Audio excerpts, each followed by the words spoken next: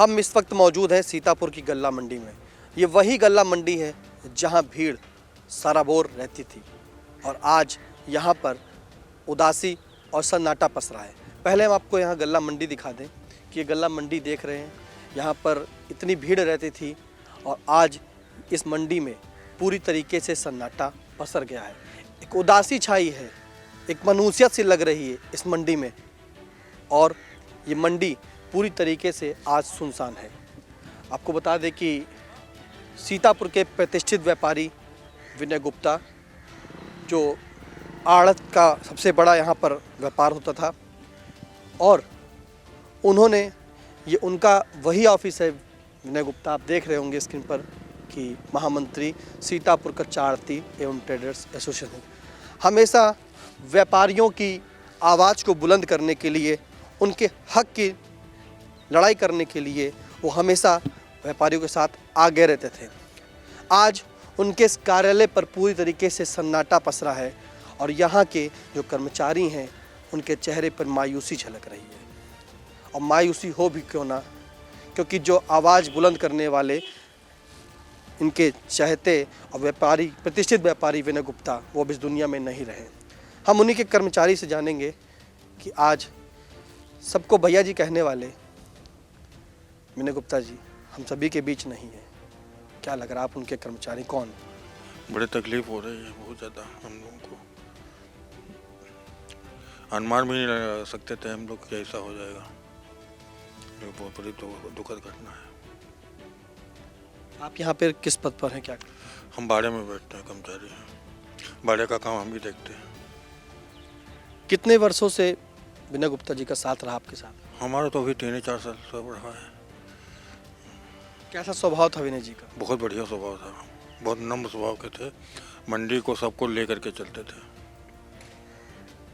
सबसे हिल मिल कर रहना, सबसे बातचीत करना। अब वो आवाज़ नहीं आएगी आपको जिस नाम से पुकारते हो? नहीं आएगी अब।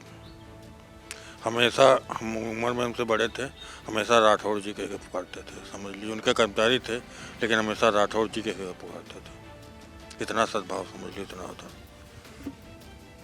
ये सबको जी हमने बगल में करते हैं। क्या रुक जा राजू? तो सभी को जो है आपको भी सम्मान है? हाँ, सभी को। तो जब अक्सर वो आते थे तो क्या उनका नेचर रहता था, क्या स्वभाव रहता था, कुछ उनके बारे में बताएं। नेचर उनका बहुत अच्छा रहता था, बहुत ही अच्छा रहता था। आते थे सब मिल कर, मतलब सब पैर छूते थे। भैया खुद भी इनके पैर छूते थे, ये इनसे बड़े थे रामू, इनके पैर छूते थे। बहुत ही नम्र स्वभाव के थे। कल जब आए तो क्या मतलब कैसा माहौल था, क्या चिंता की? जब आए तो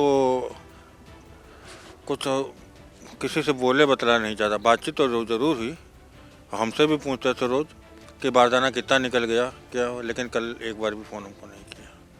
वैसे डेली फ़ोन करते थे 2-3 बार कि बारदाना कितना निकल गया, कितना क्या हुआ, क्या पोजीशन है, लेकिन कल भैया ने एक बार भी फ़ोन नहीं किया हमको। चिंता थी क्या कोई उन्हें? बिल्कुल जरूर कोई चिंता रही होगी तो इसीलिए फ़ोन नहीं किया। आते हैं फिर बैठ जाते? नहीं, आते थे, बैठते थे, सबसे पूछते थे, लेकिन और लोगों से पूछे बतलाए और जो स्टाफ था उनको सब इधर उधर तितर बितर कर दिए। उनका लड़का छोटा वाला उत्कर्ष था यहाँ पे, तो उत्कर्ष उनके पास में था, तो उससे कह दिए बगल में जाओ 32 नंबर में, भैया 33 में। जैसे उत्कर्ष 32 में गया, वो भैया फिर निकल करके आए 33 से, देखा 32 में बैठे हुए, उसके बाद में 33 में आ गए और उसके बाद में बंद कर लिया अंदर से सीट। आप लोग कहाँ थे? हम बाड़े में थे और सब आगे ताप रहे थे, केवल विनय भैया 32 में थे, 33 में थे और कोई नहीं। तो सभी कर्मचारियों का सम्मान पूर्वक नाम लेने के लिए हमारे साथ उनके और भी कर्मचारी यहाँ पे मौजूद हैं। और आप यहाँ पे क्या करते थे? पल्लेदारी करते हैं। पल्लेदारी करते हैं। रजनी गुप्ता। आज विनय भैया नहीं रहे, बहुत तकलीफ हो रही, विनय गुप्ता नहीं रहे, सबको मिलकर चलते थे, बहुत तकलीफ है।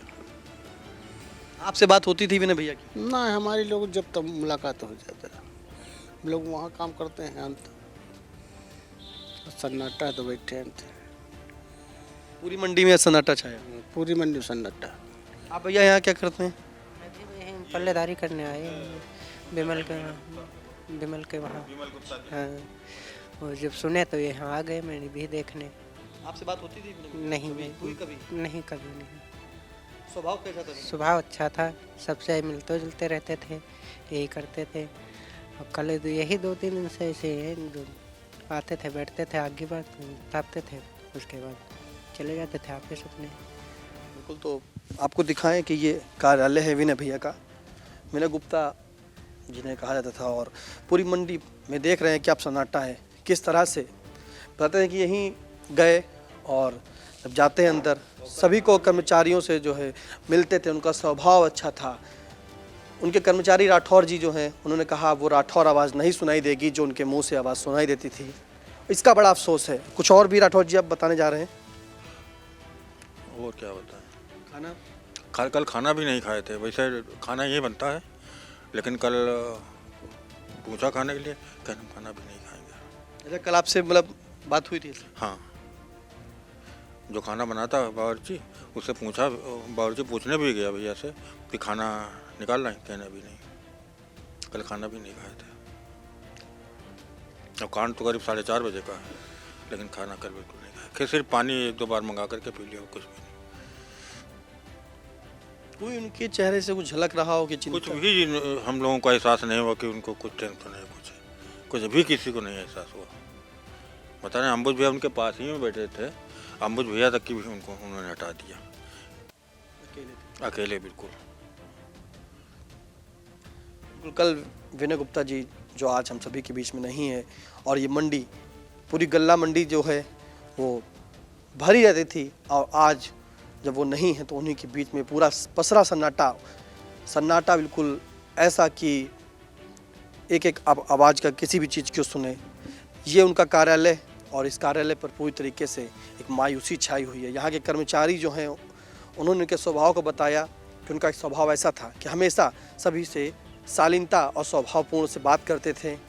कल भी आराम से आते हैं और अंदर कार्यालय जाते हैं, अपने कमरे में बैठते हैं, पानी मंगाते हैं, पीते हैं, फिर पता नहीं अचानक कैसे क्या हो जाता है।